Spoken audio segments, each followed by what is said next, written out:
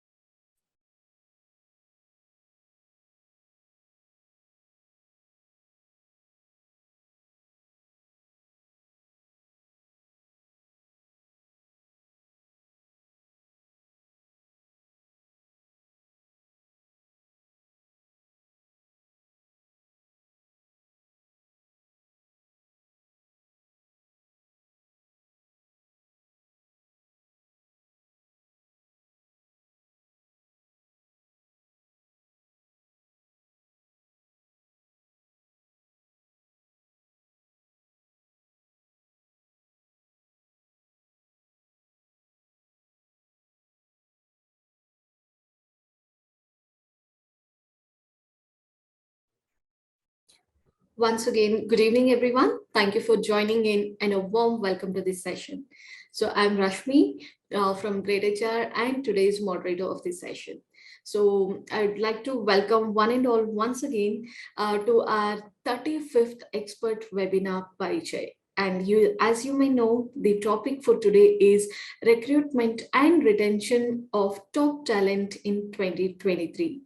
So, dear participants, before we dive into the topic, let's do a little housekeeping on how the session goes. So, basically, the session is divided into two parts. In the first part, we will have a discussion with our expert for today, which will then be followed by audience Q&A. So I would like to say the second round is where it's all yours. It's specially dedicated to you because based on whatever discussions we will be doing in the first round, you can start putting across your questions in the second round using the Q&A option of Zoom control panel. Also, another important thing I would like to share here is this session is currently being recorded. So if you happen to miss out on any part of our today's session, not to worry at all, sit back, relax, because the recorded session will be shared with all of you once the session is done. All right, so I think we are now good to go. So let me talk a little bit about our today's topic. So as you know, the world of work is ever changing and evolving, right? 4 years into the future, the pandemic has accelerated digital transformation and changed the employee-employer relationship. We see new HR trends emerging almost every day. So the workforce is changing. The way we used to work versus how we work now is different. So what are the trends that we can see in 2023 in the world of HR? What will be the recruitment and retention trends in 2023? What will be some of the most successful L&D strategies to engage and retain top talent in 2023? So in the next 1 hour, we are going to discuss this in length with our today's expert, Mr. Vikas Maheshwary, and understand the topic in detail. Well, before we get into the discussion, let me tell you a little bit about our expert, Mr. Vikas Maheshwary. Mr. Maheshwary comes with over 25 years of experience in human capital management, and he's currently the head global HR transformation at Biocon Biologics. He is a versatile, results-driven leader with solid business acumen focused on developing a high-performance workforce. He has led, developed, and managed complex organizational change programs. His specialties lie in talent strategy and planning, talent acquisition, performance management like goal setting, multi-rater assessments, competency mapping, and then succession planning like HIPO, talent migration, leadership development, HR systems and metrics, employee engagement, learning and development, and employment branding, EVP design and execution. So, Mr. Vikas, we are very happy to have you in this session. Once again, welcome to this session. Thank you. Thank you, Rashmi. Yeah. All right. So I think participants with this, we are now diving into the first part of our session. That is the discussion, the most exciting session, part of our session, I can say. So Vikas, I have few questions for you today. So it would be of great help if you can just share your insights with all of us, which would ultimately enlighten us by end of the session. Yeah. Please go ahead and ask, as long as you're not throwing any curveballs at me. It's all good. All right, thank you so much. So Vikas, before moving into our discussion of what 2023 has in store for all of us in the HR world, how about we just discuss a little bit about how 2022 has been for the HR world? Like as in, what are some of the new trends that we saw in 2022 that played a key role in transforming how the workplace functions today? Yeah, sure, Rashmi. So here's my view. I think if you ask me how the 2022 has been, I think it's been a great year for all the marketeers. Okay, with all the hashtags. So I call this, the year of hashtags, literally, because you saw things like hashtag moonlighting, hashtag great resignation, hashtag silent quitting, hashtag work from home, hybrid, etc., etc. I don't know, to my mind, some of these were quite old wine, new bottles, because, things like silent quitting have always been there. So you just give a nice little fancy term to it, and then you say, well, this is happening. And it definitely helps in grabbing eyeballs. But other than that, I think there's some interesting stuff that's happening. I think the jury is still out on hybrid, okay, or the work from home piece. A lot of organizations are possibly going through this challenge where the leaders are expecting to get the pre-COVID, policies, etc., back in system, but the workforce is not allowing that. A lot of people are saying that now it's becoming a norm that you have to have a work from home. If you don't have a work from home, acquisition becomes a challenge. Branding is not proper, so on and so forth. So I think there is a split vote there that. So how do we go from here? How do we look at hybrid? How we look at work from home? So that's kind of emerged out of the 2022. I think we also saw some interesting stuff. We saw a lot of companies talk about intelligent automation through AI. In 2022, we saw a whole lot of talk around skills, COE. I don't know if you would want to do a deep dive. That's one of my favorite subjects, which is all about net scraping for skills and all of that. And there were some evils. Okay, there are some evils that we were not able to get rid of. And this is something that I've been, discussing with my other HR colleagues. I think a lot of us are still suffering from things like disparate systems, despite all the talk on HR tech and stuff like that, but we still have disparate systems where data is broken, connectedness doesn't exist, user experience is not seamless. We still have challenges of data security. We have created an IT infrastructure, which is not really keeping in mind things like, how is your PII data being secured? And sooner than later, I mean, India too will have its own form of a GDPR, and that's the time when there'll be a lot of work to do. We still haven't been able to get rid of the legacy systems, the evils of the legacy systems. We struggle with that. A lot of our core HR systems are extremely, clunky, and that affects the employee experience to a very large extent. Our adoption and utility for systems, processes, tools, etc., has been low. So I think there's been a challenge there, which we are still trying to address. We haven't really moved forward. But in very subdued terms, okay, not like big noise was made, but I think 2022 also saw a lot of leaders talk about things like metaverse and blockchain and employee experience redesign, adaptive workforce, asking to listening, personalization, hyper-personalization, and then ESG, sustainability. And then, of course, my favorite, which is organization network analysis.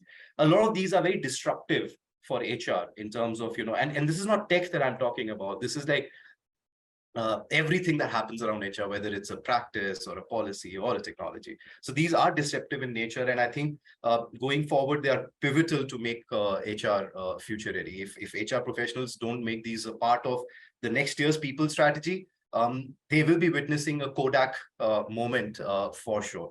So that's how I would summarize, for you, Rashmi, the 22 and the 23.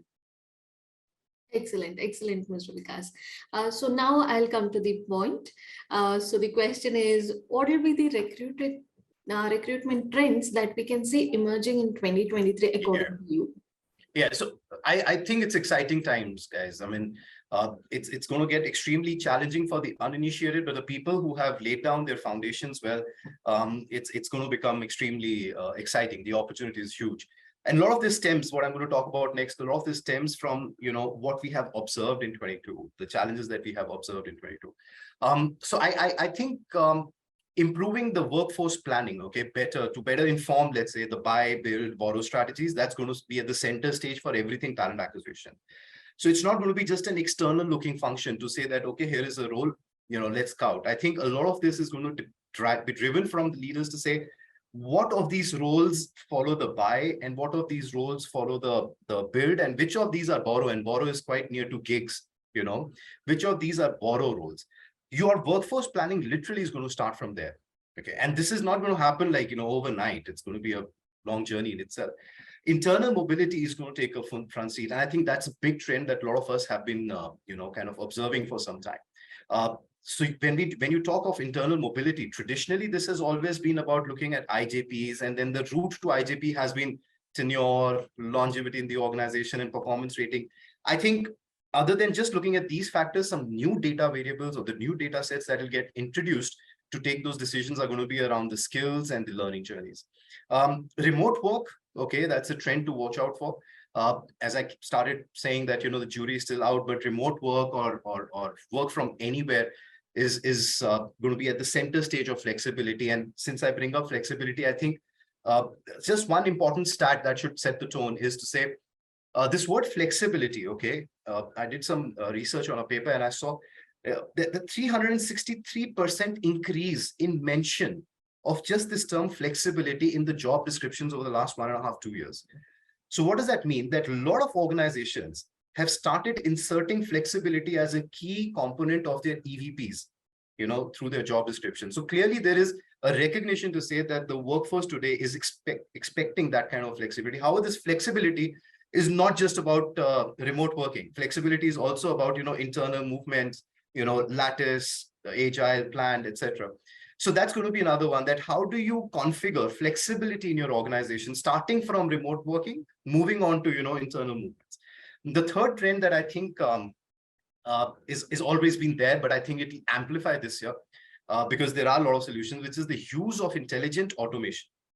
And I would like to, kind of classify automation as a separate entity and intelligent automation as a separate one, to say that, when you think of automation, you think of things like, how do I make my repetitive tasks, kind of go auto, so things like CV parsing and all of those are standard features that you get any which ways. But the intelligent automation is where you have products like, or capabilities like, if I rolled out a job today in the organization to say that this is a role that I'm hiring, is there a way to dive in or deep dive into the LinkedIn network of one of my employees, okay, and see which are the potential matches in that employee's network, and throw that data back to the employee and to the recruiter, right? And this is possible today through organization network analysis and many other, scraping exercises. So I think that's going to be the core this year, that how do you really move ahead of automation and bring intelligence into the system? And talking of intelligence, I think the fourth key, trend, which you possibly have already observed, is this whole business of predictive analytics. Okay. And I say that today you have models available, and something that I very frequently, I very aggressively use, is the ability to predict the quality of hire and ability to predict the performance of the hire that I have shortlisted, in the sense the candidate that I have shortlisted. So there are models available which help you ascertain that, if you are going to make an offer out to a person, what is the, what is the prediction around his performance? Is this person going to be rising in the organization or going to be a static resource, and so on and so forth? And accurate up to about 80% to 85% kind of an accuracy. So there are those kind of data use cases that are going to emerge, which recruiters would be using. And then, of course, the diversity and inclusion. I mean, we talk about it, okay, but I don't know whether you know this or not, but a lot of stats say that currently only 1 in 3 recruiters track things like diversity of candidates. Okay, so it's still not center stage in a recruiter's, KPIs or hiring metrics. But I think this year is going to be one of those game changer ones for diversity, and diversity in itself is going to see a lot of change to say that we are not just looking at the gender diversity, we're looking at a whole lot of other elements, whether it's the LGBTI or it's about, PWD and the others. So those are going to happen. And then, of course, the battle of the old guard versus the new guard, right? So you'll see a lot of Gen Zs emerging and coming at roles that you would typically have parked for the others. And when the Gen Zs come, is your organization ready? That's a different challenge. But you will see that, more and more of your talent is going to be Gen Z coming going forward. Now, if that happens, then I think the Gen Z's expectations are also going to be a little different from a millennial. For example, I know Gen Z rejects, long job descriptions. I'm just going very tactical and basic here to say that even very long 2-3 pages of a job description where it is written not in first person, the second or third person English, saying the candidate should be so and so, whereas Gen Z expects you to talk to that person through that document that you are so and so. So those small little nuances are now being realized. Okay, and then of course there are tools to smartly configure job descriptions, etc. And then where do you post your jobs? I mean, if you're not on Instagram, if you're not on the social media to attract Gen Z, then I think you lost the game. And last but not the least, okay, just talking about trends, I think you'll also see a lot of our recruiters transforming from recruiters into business leaders. And I know a lot of us who are in this webinar today will not like the next statement, but would agree deep down in their hearts that a lot of recruiters are almost like, they're considered like order takers. You are given a certain mandate and then you have to go fulfill it. So I keep saying, as of now, recruiters are definitely considered order takers, but no more. Okay, in the coming time, I think recruiting will increasingly be recognized as a strategic role. I mean, recruiting leaders and recruiters per se, they will be expected to bring a lot of perspective into the role, into the shortlists, into the process, and pushback and the lead forward. So all of these are going to be extremely important, and therefore there is definitely going to be a need for recruiters to be a little more creative, a little more always wear the business hat, and anticipating the needs and then using the right system. So I think my intent, Rashmi, here has been that, I don't want to talk too much about what you can find on Google, through your keyword searches, but talk about something which is more meaningful and possibly not, being observed and or being read about in the journal publications. So yeah, I mean, these to my mind would kind of be the trends that I think are going to emerge going forward. Absolutely, absolutely, Mr. Vikas. So I think anybody would completely agree with you, because this is what is currently happening now. So while we speak about the flexibility in the workplace and other aspects of it, like diversity, inclusion, I'll definitely come back to the point of diversity, inclusion, and other terms. But my question now is, we talk about flexibility, but at the same time, as an organization, we have to ensure that there is efficiency and the desired results have to be achieved and all of that, right? So if you would ask me how do we achieve this, my answer would be best practices. So now my question is around that for you. So according to you, what are some of the best hiring practices that can improve the recruitment process in the organization? Yeah. Okay, I'm going to give you some 2 simple ones, and then I'm going to spend time on one best practice, which I think nobody's talking about it, and it pains me a lot that why are we not really, building our capability around that. So the simple ones are, of course, I think something that we'll have to now understand and realize is that given the kind of workforce or the multi-generations that we deal with, we'll have to do a lot of proactive candidate engagement. What that means is that, traditionally you have looked at scouting, or they're candidates who are not actively hiring, looking out, they're passive candidates. And then you try to reach out to them, you try to create a small little funnel of yours, and then, stay connected at the right time, hire them. But you've done this exercise pretty much at only C level, or, the senior exec level.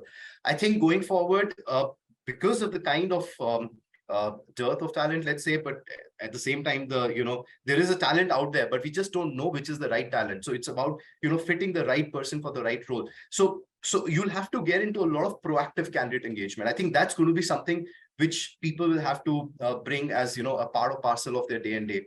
And the second simple one is more about data, to say that how are you using, analytics and predictive analytics to, as I said earlier, to identify which are the right guys that you need to kind of go ahead and make offers to. But other than that, I think there's something that we should be investing on, not in terms of just money, but also in terms of the sheer, intelligence that an HR practitioner brings. And this is the whole business around skills COE.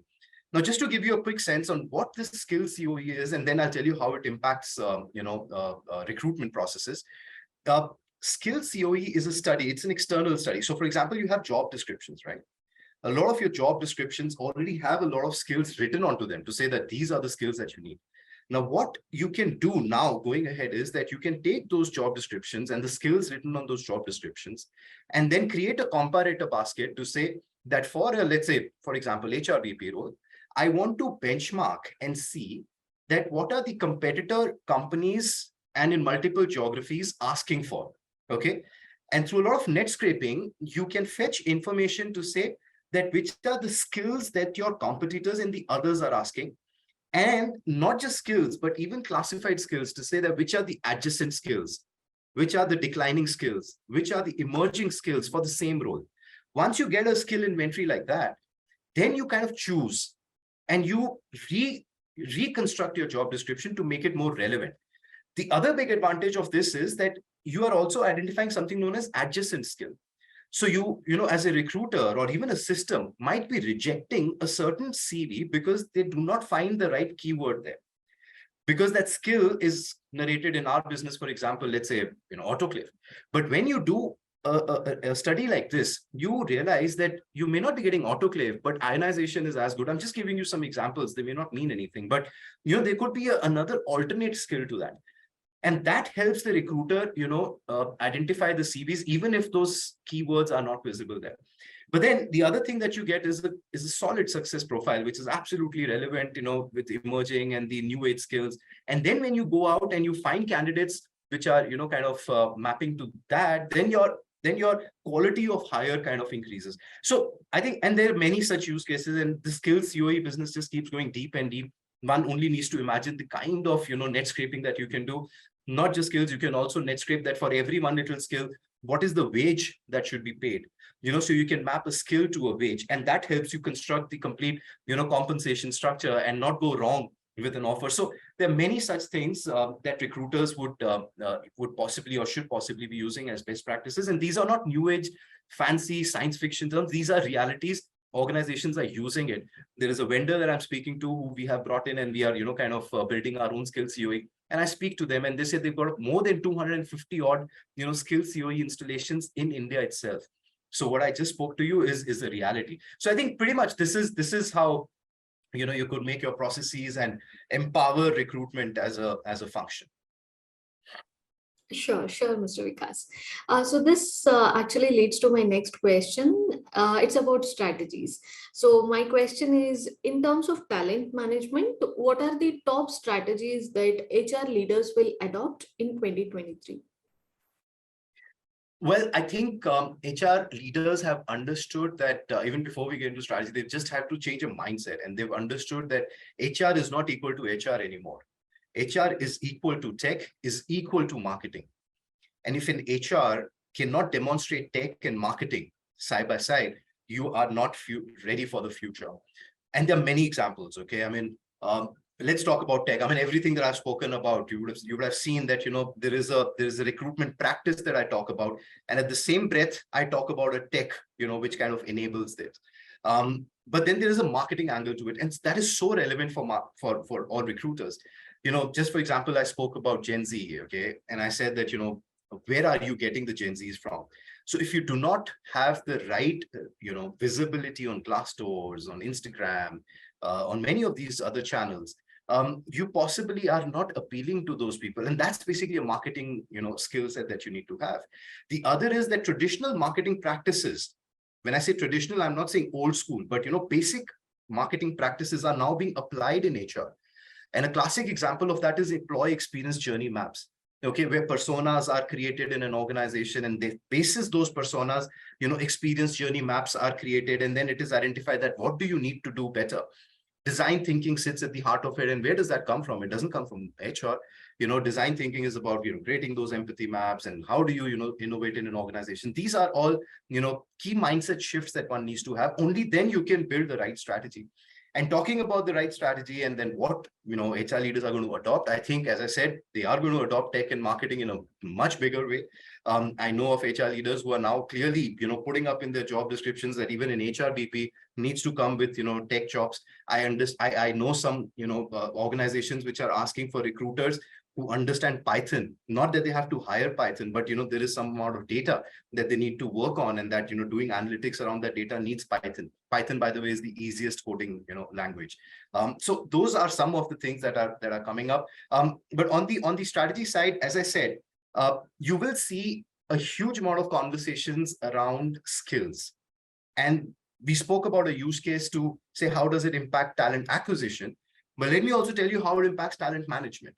Today, from a talent management point of view, you would all know that after performance management, process is over, there's a rating with a very devilish bell curve, which is, kind of put into place. And then you come up with some cases to say, okay, these guys go through an increment cycle. And some of these are also taken through a, promotion or a progression. Now, if you've sat through some of these promotion and the other conversations, you would know that they only happen on the following factors. That how long has the person been in the organization? Okay, tick mark. Has this person been given a top rating for the last 1 or 2 or 3 years, whatever is the organization guideline? Tick mark. And then there is a lot of intuitiveness and gut feels, okay, which is optics, that what does the manager think? And therefore you make a, you float a God syndrome in the manager, okay? Basis these 3 factors, more or less, a decision is made, okay? Yes, you could disagree with me. No, Vikas, we also do things like, projects and coaching and all of that. But just go into each of these.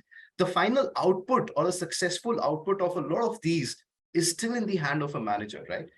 So I think a lot of HR leaders have tried to, kind of break this whole bias. And they have started saying that, let's also add something known as a skills data. Okay, to say that, and these are not competencies. These are not soft skills that I'm talking about. These are hardcore functional skills. Okay, so you'll never find in a skills framework thing like communication skill. Okay, it's universal. These are skills which are directly impacting your work and can be measured. So you will not find decision making, because it's very difficult to measure decision making in the skills framework. So assume that every role has a 5 to 10 such skills mapped to that unique job role. And those 10 skills have a learning journey associated to it, to say that for this particular micro skill, this is the micro-sized learning program that you need to do. And because this person, let's say Vikas, has done that course, has done an assessment, self-assessment or whatever, the score on this skill for Vikas is 80%. And the overall score for this candidate is about 90% for the current role, 80% for the aspired role. Now you go with this data in that promotion conversation and speak to that to the manager and say, hey, listen, I think this guy is well within watermark levels or above. It's an 80% and above score. Let's promote this person. Then it makes more sense, okay, rather than just going through a gut feel. So I think this whole business of skills center of excellence is one of the key items in every HR leader's strategy map for the next year. Predictive and prescriptive. So we've talked about predictive. I spoke about a few use cases, but there's also prescriptive now. And that's where a lot of work is now happening. A lot of organizations are investing money that how can you predict, and not just predict, but also give an action around that prediction. So the easiest use case is for a sales professional, right? Imagine every morning, a sales rep gets a message on the or a nudge on the mobile to say that your daily run rate for today is 100 rupees. The prediction is that you will, given your funnel and everything, you'll be about 80%, which is 80 rupees. So you're short on 20. Now the action that you are, what the system would suggest is, one of your friends, okay, Rashmi, she works in Haryana and she's got 3 extra leads. but her daily run rate is, going to be met. She's on a buffer. So you could speak to Rashmi, take those leads, and possibly convert them for your own business. Now, this is a classic case of how HR systems and business systems come together, and then business is adding or unlocking value, or sorry, HR is unlocking value for business. So that's the kind of work that's going to happen. And I call this the enterprise performance management. So these 2-3 themes are going to be center stage for the strategies for the HR leaders next year. Sure, Vikas. Thanks for sharing your insights on that. So, Vikas, you also mentioned about the skills, technology, and marketing, and many other aspects, right? So, do you think L&D has a role to play here? If yes, then how will L&D strategies play a role in retaining top talent in 2023? Right. So I have a very firm and a very radical view on this. I think the traditional learning and development doesn't work anymore. More and more people have started, divorcing the 8-hour and the 2-day and a 3-day programs. A lot of business leaders have also started questioning that, does this really work? So that's why you see a lot of academies being created, and academy is not just the concept has been there for a while, but the kind of academy that I talk about is the one where business owns that function. Okay, HRs don't own that function. All right. So if you have a merchandising, as a department, or in our case, if you have manufacturing as a department, then manufacturing owns the academy, because the focus is on skills again. It is not on, other stuff. It is not on things that you can't measure. It is on hardcore skills which impact productivity. And that can be best, delivered, controlled, monitored, etc., by the business. So what is the role of an L&D here? The role of an L&D here is to curate and design the framework. All right. It's not to lead that show. So I think L&D has to reinvent itself to say, how many more academies can I create? And you can create academies as per department, or you can create academies as per themes, or as per, the key objectives of an organization. So if your organization is getting onto the digital transformation bandwagon, you possibly need a digital transformation academy to drive that entire engine. Again, this academy is not just about training. It's about, the labs that you run, which you call the innovation labs, or the kind of projects that you do. So all of this is a part of an academy. So the whole ecosystem of L&D in itself has to, kind of transform, and it is transformed in a lot of organizations. The other piece is that, I think more and more HR professionals are looking at wiring their HR journeys around a KPI. Now, stay with me on this. What's happening at the end of the day, when you give an offer out, when the contract is signed, what does that contract mean? There are only 2 objectives. One is that the employee or the potential employee has to deliver, on the objectives, which is basically a goal sheet, which is nothing but a KPI. The second is that the employer has to ensure that the employee grows, okay, the growth of the employee. These are the 2 core objectives. That is how the contract is kind of constructed.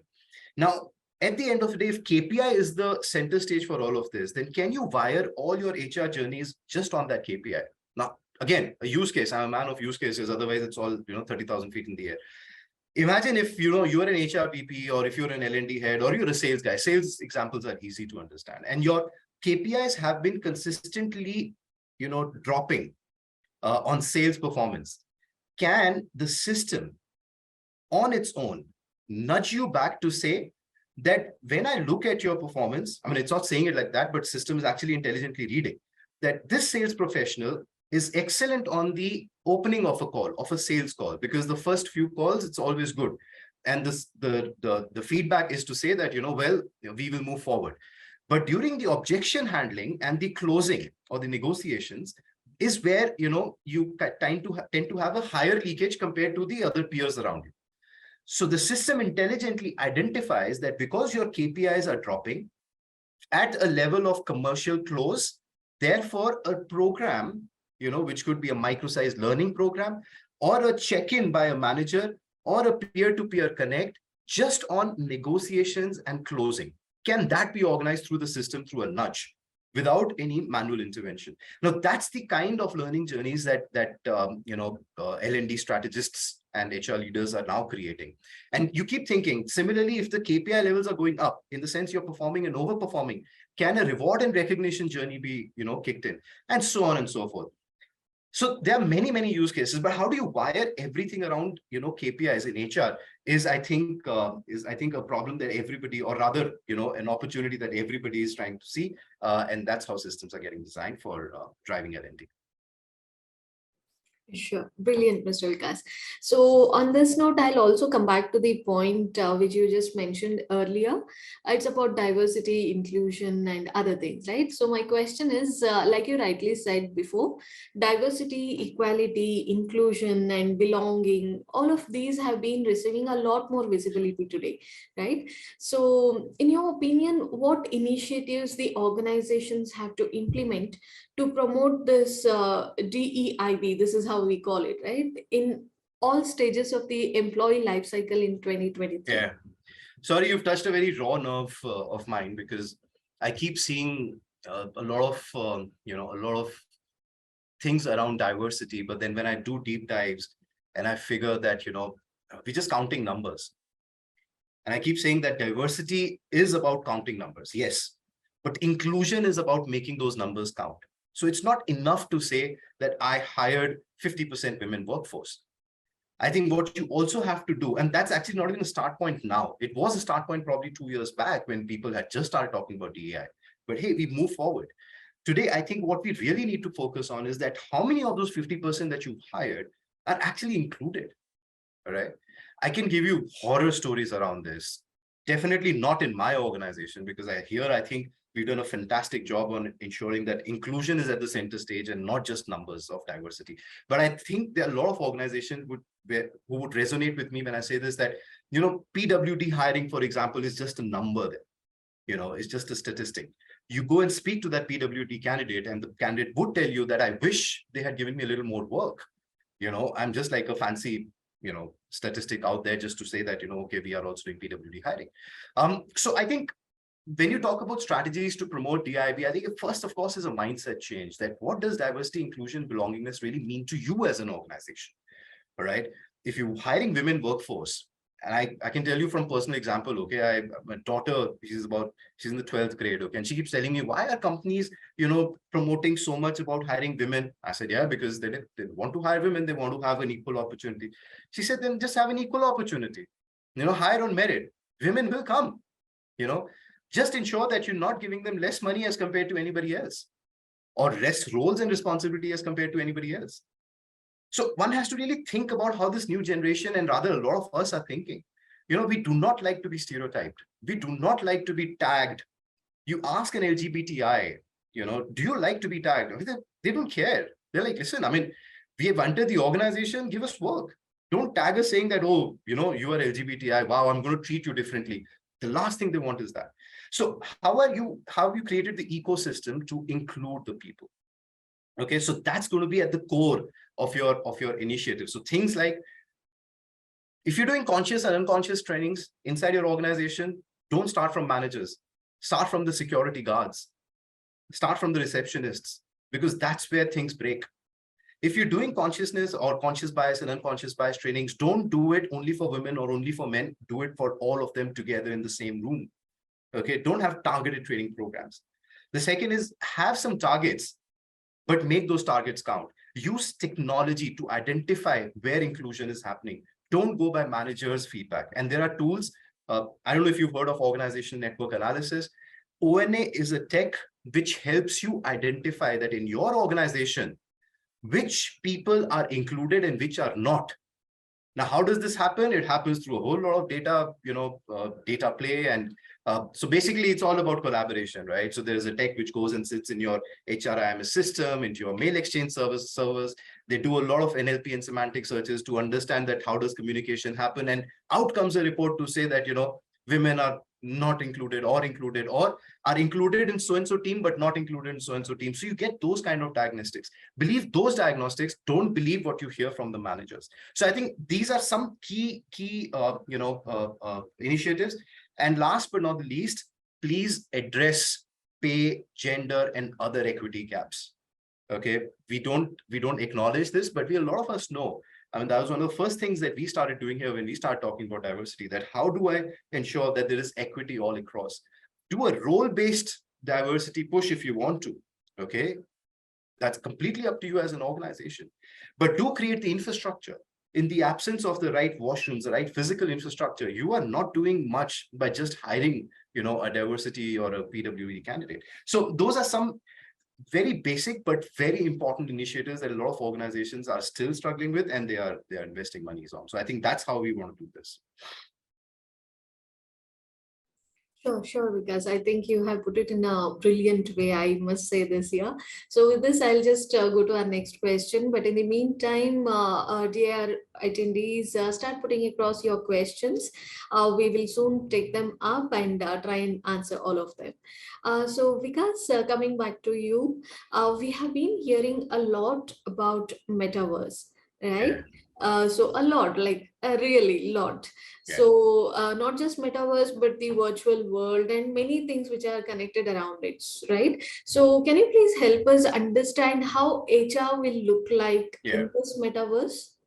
Yeah. I mean, I don't know. It's become a big thing now. I think I created my avatar on Second Life in 2006. That was the first advent of metaverse. Okay, and I didn't know what to do with it. I was so lost. I was like, okay, created an avatar, was playing with that thing for about a month or two, and then I just quit it. The reason why a lot of people did not hold on to that version of metaverse was because it wasn't so fancy looking. Okay, the data and the bandwidth wasn't really helping.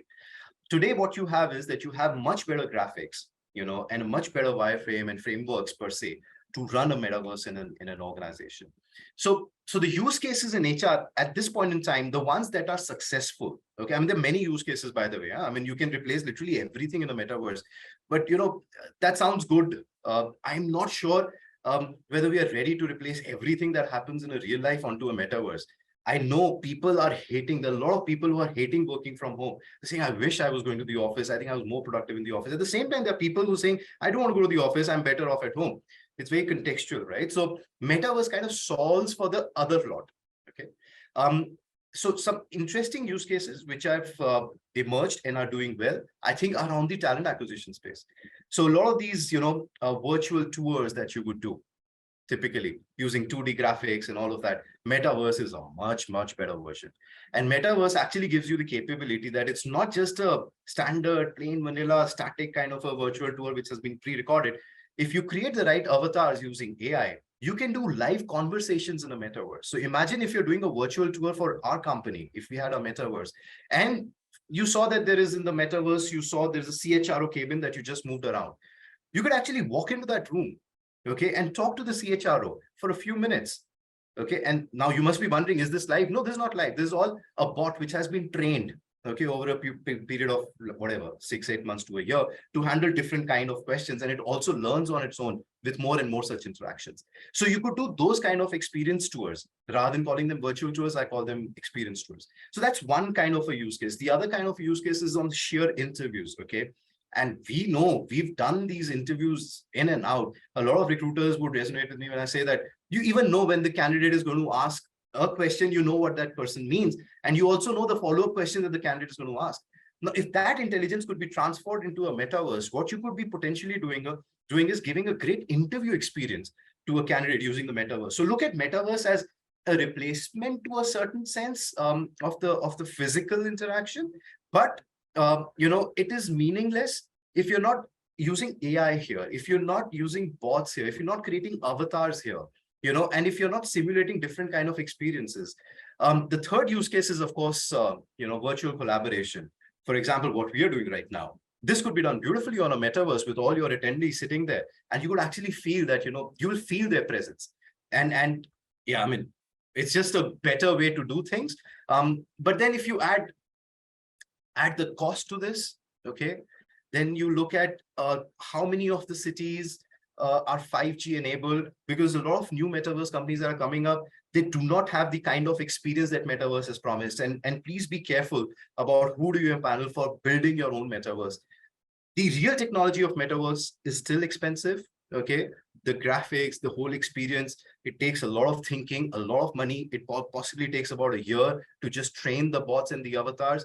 So it's a very huge investment. So please note that, do you have the right ROI coming out from the metaverse? If yes, invest on it. The right ROI would be if you're doing volume hires, in the case of interviews, for example, if you're doing volume hires and volume virtual tours, maybe it makes sense. But if your volumes are low, then it's just something which helps in branding. And, so be wise and careful about how much do you invest and where do you invest in the metaverse world. Sure, Vikas. So I think all this while you definitely enlighten us about the HR perspective, whether it's from 2022 or it's going to be 2023. Now I would like to hear about employees' perspective. As in, what do they need to do to be employers' first and best choice in 2023? Yeah. I mean, nothing much has changed there, has it? I mean, I just be doing a lot of cliched answers here. They still need to be skilling themselves. They need to come ready with, what they want to deliver. The good thing is, but you have to look at it in a persona ways. You have to look at freshers and experienced professionals differently and the C-suite differently. The freshers or the people who are just entering, the corporate ladder, I think they come these days with a lot of internship experience and things like that. So they do come prepared. And a working experience guy, I mean, they know what they have to do. So those skills are there. But the core skills which are going to impact the role that you join for. But what I've noticed, okay, a lot of time is that even with all the fancy talk on digital and all of that, minus the fresher lot, minus the Gen Zs and the others, when I look at the mid and the senior level, okay, digital skills still haven't got there where they need to be. So my one word of advice is that employees who are coming at the mid and the senior, okay, will have to apply creativity, critical thinking, constant digital upskilling to solve complex problems in an organization, when you join. The digital economy demands new ideas, information, business models that continually are expanding.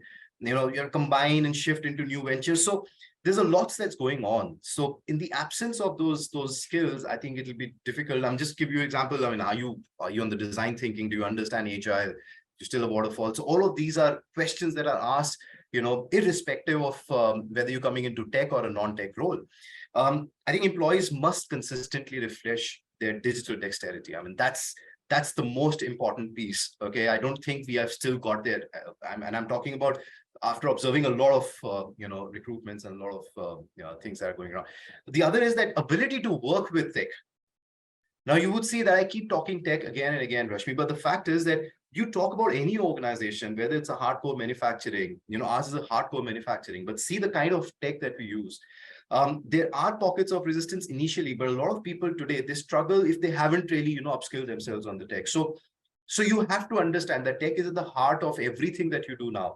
So ability to work with tech, and I call them smart machines, as you have to use smart machines as colleagues. Your tech is your colleague. And how can you work with that is an important piece. How do you do data modeling is an important piece. I mean, depending on the role, of course. So as I said, mid and senior, this is what your ask is. The freshers are definitely coming with a good amount of digital skills. They come with a lot of awareness. And at times, they kind of challenge the status quo in an organization, which is a great thing, because that's what you need in diversity, right? Diversity is not just about gender, it's also about generations. You want people to challenge you, and that's how innovation is fueled. So that's pretty much it. And other than that, have a T-skill approach. You have a specialization in one and a horizontal kind of a skill set on the other. So that kind of gives the employer a lot of fluidity with you as a talent. Okay, and that's how work is going to be in the near future. It's actually right now happening exactly like that. If you've heard of agile, and if you've heard of squads, tribes, chapters, or if you've heard of team of teams, these are nothing, but this is fluid talent. Today, you're doing one role, but you could be doing 4, 5, 6 different kind of projects with different managers. That's how work is happening today. So T skills are extremely essential. And that's how you need to be preparing yourself. Sure, Vikas. Meantime, while we are discussing here, I can see there are many more questions coming from our audience. So I don't want to take much of your time on this now. So I think I'll just take up one last question from my end, and then we'll come back to the audience questions. Sure. So Vikas, if we have to conclude this, can you please share some insights on what will be the priorities of the HR leaders in 2023? Everything that I spoke about for the last, whatever, 20 minutes, 30 minutes is actually all priorities for 2023, because we haven't done a great job in the year that we are currently. No, actually, that's wrong. It's not that we've not done a great job. I think we've started laying the foundation, the awareness has started happening. But I think when I see things like hashtag silent quitting, I get a little worried that, I would rather see a hashtag ONA, a hashtag metaverse, a hashtag blockchain. Those should be center stage right now. So I think the priorities are very much out there. Okay, I'll just summarize. So how are you looking at your HR transformation? Okay, I know that's my role, but then this is the transformation side of HR, is to say, how are you disrupting the traditional practices which are possibly not fit for future and making them future ready? And this is done by three areas or three pillars of action, PPT, like people, processes, and technology.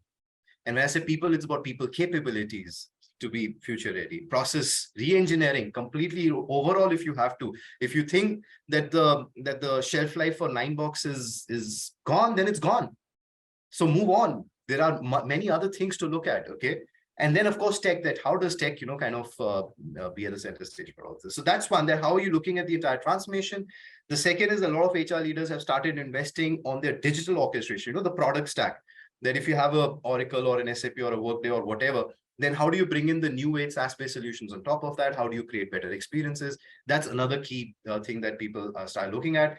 Organization network analysis is becoming bigger and bigger by the day. Okay, because that's the true diagnostic. I don't think there's anything better than ONA in the world of identifying the active and the passive networks, the inclusions, the communication networks, the center of influences. Everything comes out from ONA.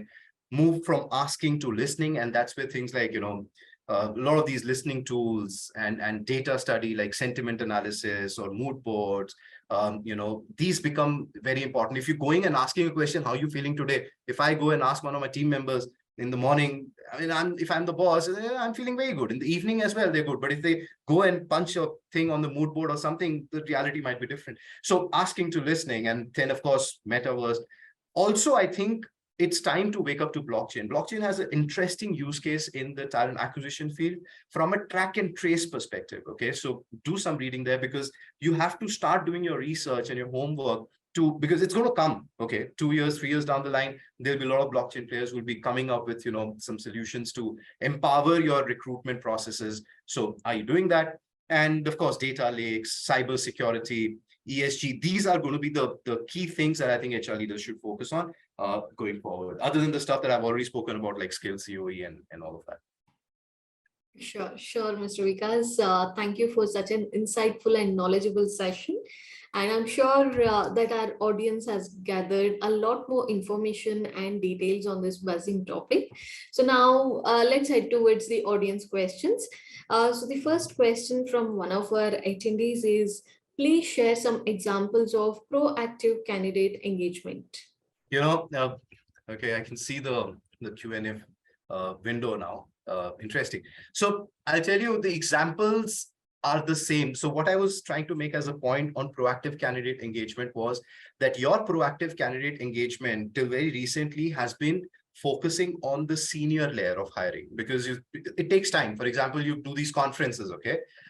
Whenever I go for these conferences, my one line agenda is to scout talent. Okay. I see who are the guys around, the girls around, who I can potentially see fitting into the team today, tomorrow, later. So this is one kind of a proactive engagement. But I'm saying that a lot of this kind of an engagement to identify that pool used to happen only for mid and rather only for senior. I think the trend is to move it down to lower as well. So where are these other guys who we can proactively engage with? I mean, there are forums like Coffee Mug. I don't know if you've heard of it. Coffee Mug is like a virtual interaction kind of a platform where you talk. There are a lot of good people there. I see a lot of freshers, a lot of 1-2 years experience. So if you're scouting for good talent proactively, go there. And these are not your active lookers. They're not actively seeking out. They're passive. Go to these podcasts, see the kind of questions that people are asking, and then look at their handles and find out who are these people who are asking those questions.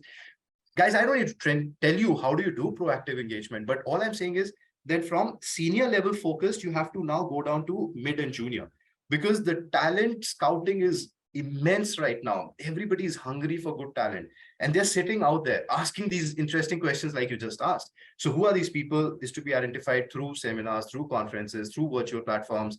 Go to Instagram pages of corporates, see what people are writing, who are those people, identify them. You will be in a better place as far as your funnel is concerned. Sure, Vikas. I hope that answers the question. And yeah, Vikas, I must say this coffee mug thing is a very interesting thing. So after Yeah, the session, I'm going to look for it. All yeah. right. So moving to the next question, one of our attendees says, thank you for the session, Vikas. I would like to know how to retain Gen Z in flexible work environment. Yeah, I, if anybody else comes to know, do let me know. I mean, okay, it's actually very easy and very difficult at the same time, and I'll explain to you how. The Gen Z is not a beast, okay? They're no different. And I keep saying that Gen Z, I hate stereotyping. It's not about the age. My daughter thinks that I'm a millennial in a Z's body, in a Gen Z's body, because I think like that. Before you start handling, or I answer that what is the right way to handle the Gen Z or to retain them, first understand what they expect. Because if you know what they expect and if you're not delivering on them, that's it. They will not be staying around. So I think what they expect at the core of all of it is hyper personalization. All right. They expect instant gratification as well. It's exactly what you and I expect these days as well. I mean, we expect convenience. For example, you download an app, right? You stay with it for a couple of minutes. If you don't find what you're looking at, you never log into it again. And then there's another app that you download and you like it, then you stick to it. So, you give up and you stick at the same time. So these are some very interesting behaviors of a Gen Z and the workforce in general today. Then there is also a belief and a sense of purpose that these people carry, in the sense they want to be associated to a purpose around. I keep talking about my daughter because she's my best case study for a Gen Z. I think she goes to Starbucks more because Starbucks has a lot of charity and a lot of other social initiatives that they do, and she associates herself to there. She's a great Greta Thunberg fan. There are a lot of these kind of things. So if your organization, now let me just summarize. If your organization is really serious about retaining Gen Z, think hyper personalization. Therefore, think personas. Think personas in an organization. The policies that you have to make as an HR, okay, gone are those days that HR makes the policies. I know you're going to get crazy when I say the next time. What you will see going forward, and it's actually happening now, is that HR policies are made by the people, for the people, of the people, okay? And the way to do that is by doing personas, identifying what that persona needs, experiences, etc., and then creating a policy or wiring a policy around that. Therefore, you will have multiple policies around the same leave policies for different generations and different personas, not generations, but different personas. Just to give an evidence to my point here, if you are a 47-year-old person like myself, my key expectation from HR today possibly is my daughter's education or higher education. So can I fetch a loan? All right. But if somebody who's like a 21, 22, 23-year-old person who's joined an organization, their expectation is, do I get some vouchers on my birthday, which I can go ahead and spend? Or do I get an off on my birthday? Do I get a laptop when if I'm working from home? Do I get a pass for a work cafe if I can sit there and I can work and I don't have to come to the office? So the expectations are different. So I cannot have the same benefit structure for a persona like a Gen Z and a persona like a millennial. So, that's pretty much how you kind of wire it. You have to rethink HR policies, create personas in your organization, which are created out of many factors like socioeconomic background, education background, the systems that you use, the personality characteristics. You can read about it. I mean, it'll take me another 2 hours to just explain how personas are created. But typically in an organization, there are about 7 to 8 personas. And then all HR has to be wired around, different strokes for different folks, personalized for those personas. And that's the way to retain Gen Zs. Sure. Thank you, Vikas. I hope that answers the question. Because we have very interesting question next. So the question is, should promotion and hikes be given based on years of experience or to the potential freshers and performers? Yeah, I think I answered this. You would have understood I'm no fan of longevity, but I do feel that, people have to contribute on a role. So everybody has an aspired role and then they have a current role. In my case, I also talk about a moonshot role, like the second level of aspiration. I think the way to look at promotions is definitely to look at tenure, definitely look at performance, definitely look at all the other traditional factors that you've been looking at, but give it a weightage, create an algorithm around it, and give a higher weightage to the skills you have for the current role, skills you have for the aspired role. And the skills cannot be rated by a manager only. They have to be going through a proper assessment framework. Because if you're rating these skills by the manager, then again, it's back, nothing has changed really. So hey, listen, I'm not saying that all managers are bad, okay? I mean, don't get me wrong, but I'm just saying that biases exist. They exist everywhere. We are human beings at the end of the day. So a good way to take those biases away is by using numbers, by using data, by using science. So add that whole framework, give it an algorithm, add weightages around each of these factors, give a higher weightage to skills, and then decide whether this person needs to be promoted. The second factor that you have to decide is, if you're promoting somebody, does that person's succession exist? So it's not just one promotion. There is also a downside effect, right? There's a downstream effect, there's an upstream effect. So the downstream effect, you have to understand from a succession point of view, and how does the org therefore get shaken up? So all of these things come together to decide whether the person is ready for promotion. So just making it more scientific through the skills COE is what I was trying to do. I hope that answers your question. But yes, I mean, promotions and hikes, yeah, I mean, it's been there. Bell curve has been existed. There are a lot of companies which have done POCs around getting rid of bell curves so that, hikes can be more, democratic, can be everywhere. But yeah, I'm not a big fan of experience and, tenure in an organization for sure. But the answer to that is establish the skills COE. Only then you can get rid of it. Sure. Thanks for answering that, Vikas. Dear attendees, I understand that we are running short of time. I'll just take few more questions for the day before we wind up. And please don't be disappointed if any of your questions are unanswered. By end of this session, I'll be sharing a mail ID with all of you. So you can always write back to us and seek the responses there as well. All right. So Vikas, coming back to the question, one of our attendee would like to know, can you please name few skills that a HR recruiter would need to become a HR business partner? I mean, strategic business. I mean, don't ask me these questions that you can find on the Google, very honestly. Use this time for something more deeper. But yeah, I mean, you will find strategic business partnership is the way to go forward. HR BPs have been, they've been bamboozled with all the admin tasks. Fortunately, there are systems here at Rescue which take 70 to 80% of the admin tasks, which I call the non-value adds, away. So then what you're left with is strategic partnership. And therefore, if you want to get into strategic partnership with a business leader, you need to understand that business.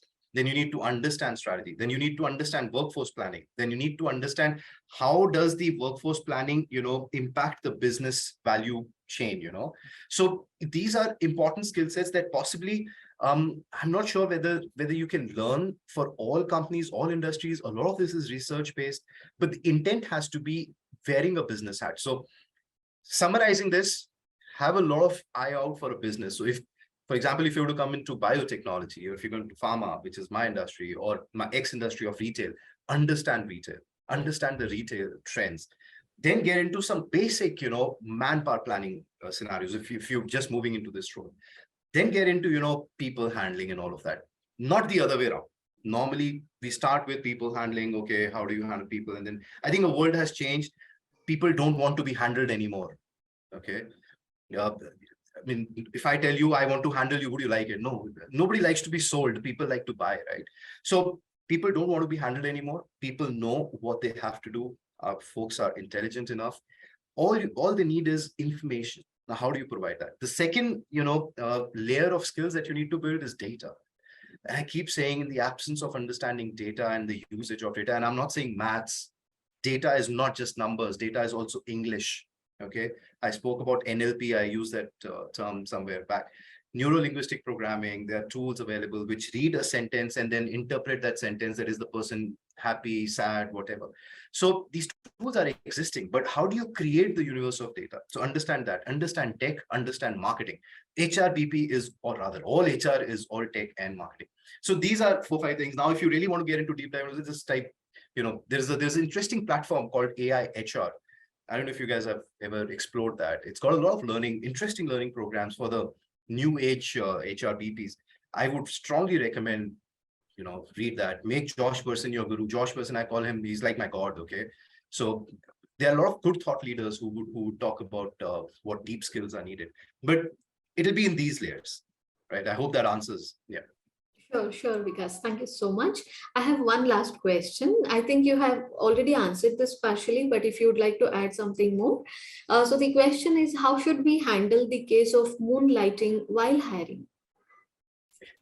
All right. So again, I think you missed out my first 4 or 5 minutes. I was actually in an implied sense said that, don't want to talk about these fancy hashtags. Uh, Moonlighting is not new. Okay, there are a lot of videos, a lot of content. You can be on whatever side of the fence with your own opinions, but moonlighting has always been around. And in my view, moonlighting is staying. It's never going to go. But do you also have to look at moonlighting from only an external view? Can it not be an internal? So I keep saying that within the organization, how many gigs have you created?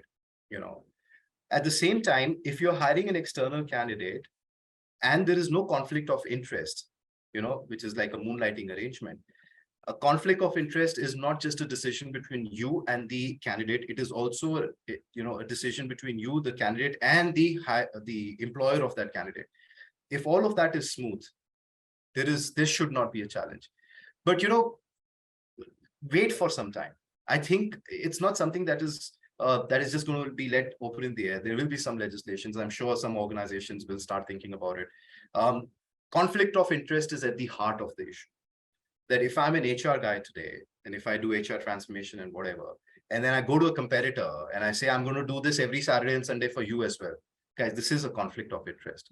But if I have an interest in photography and I want to do a photography, kind of cover a wedding or something like that, there is no conflict of interest, and my organization should not have a problem with that. But understand, why do people do moonlighting? Okay.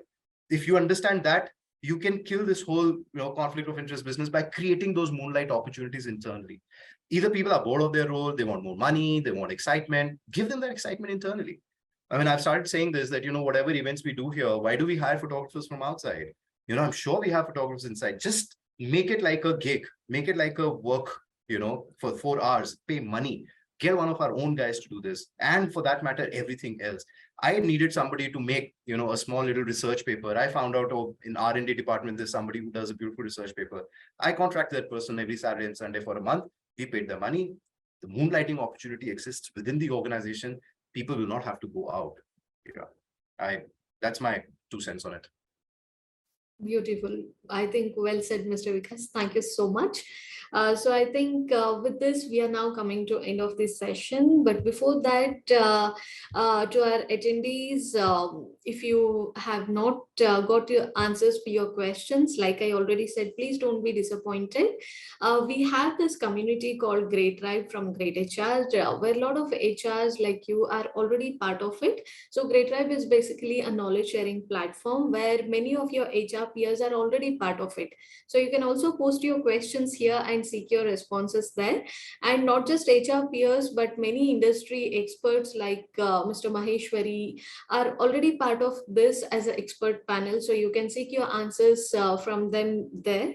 Again, and here is the URL for that. And in the meantime, once again, thank you, Mr. Vikas, for this session. You have certainly given us a lot of insights on the trends and tips of recruiting and retaining top talent in 2023. Also, thank you to the attendees for joining us and for making this session successful. If you have any more questions, please feel free to write back to us on the given mail ID that you can already see on the screen. It's rakigautam@greatup.com. So with this note, I'm going to end this session now. See you all in the next session with another interesting topic. Till then, take care, stay safe, have a great time. Thank you. Thank you.